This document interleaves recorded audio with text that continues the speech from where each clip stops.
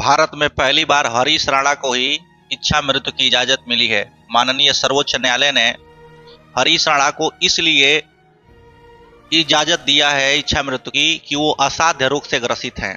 पूरी कहानी आपको हम बताते हैं कि गाजियाबाद का एक 20 वर्षीय युवक चंडीगढ़ के पंजाब यूनिवर्सिटी में बीटेक करने जाता है। पढ़ने में काफ़ी होनहार थे हरीश राणा और अच्छी पढ़ाई उनकी चल रही थी, लेकिन 20 अगस्त 2013 ईस्वी को अपने हॉस्टल के चौथी मंजिल से, चूंकि 20 अगस्त 2013 को रक्षाबंधन था, अपने बहन से बात कर रहे थे। बात करते हुए उन्होंने अपने हॉस्टल के चौथी मंजिल से गिर गए और वो कोमा में चले गए। लाइलाज बीमारी से ग्रसित हो गए और उनको ऐसी लाइलाज बीमारी हुई, उस बीमारी को आपको हम बताते हैं डिफ्यूज एक्सोनल इंजरी। इस डिफ्यूज एक्सोनल इंजरी में होता क्या है कि ये मस्तिष्क की अपरिवर्तनीय क्षति है।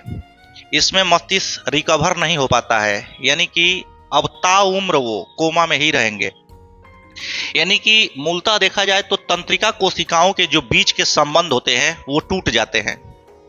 लाइलाज बीमारी से ग्रसित हो गए और उनको बेड पर ही सारी क्रियाक्रम उनकी होती थी। माता और उनके पिताजी क्रियाक्रम करते थे और ये सिलसिला लगभग 2-3 साल तक चलता रहा कि लड़का ठीक हो जाएगा।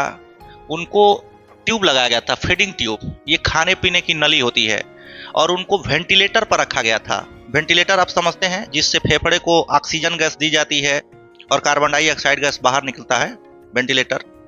तो फीडिंग ट्यूब और वेंटिलेटर पर उन्हें रखा गया था। लेकिन डॉक्टरों ने यह कह दिया कि अब हरीश राणा ठीक नहीं हो पाएंगे, ये एक असाध्य रोग से ग्रसित हो चुके हैं। तो लेकिन माता पिता इलाज करवाते रहे।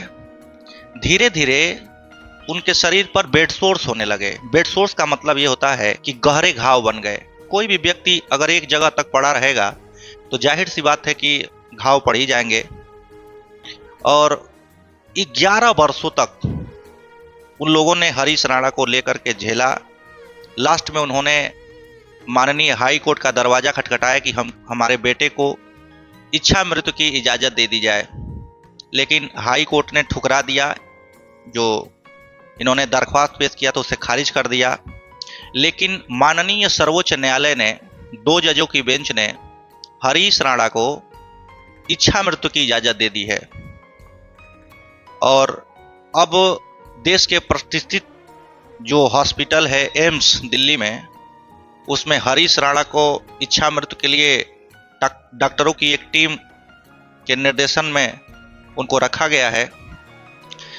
धीरे धीरे उनकी जो फीडिंग ट्यूब थी, खाने पीने की जो नली थी, उसको भी हटा दिया गया है। वेंटिलेटर जिससे वो सांस लेते थे वो भी अब हटा दिया गया है और एक प्राकृतिक तरीके से उनको धीरे धीरे जीवन लीला को समाप्त कर दी जाएगी।